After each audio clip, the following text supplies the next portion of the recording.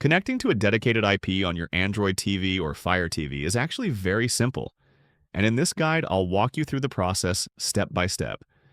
If you're using NordVPN, a dedicated IP can give you smoother speeds, cleaner access to apps, and fewer verification prompts.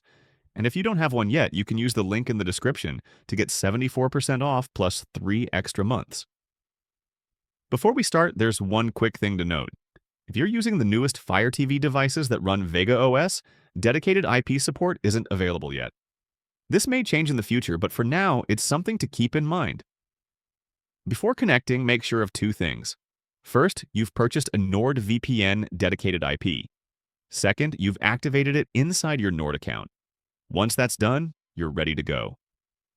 Now, on your Android TV or Fire TV, open the NordVPN app and sign in if needed.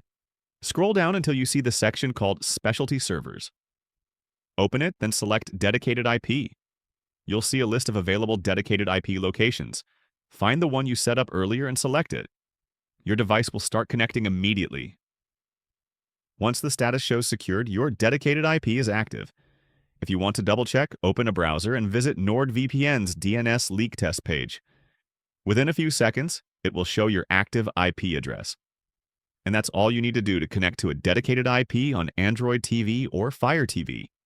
If you'd like to get your own dedicated IP, you can use the link in the description for 74% off plus 3 bonus months. Thanks for watching, and I'll see you in the next one.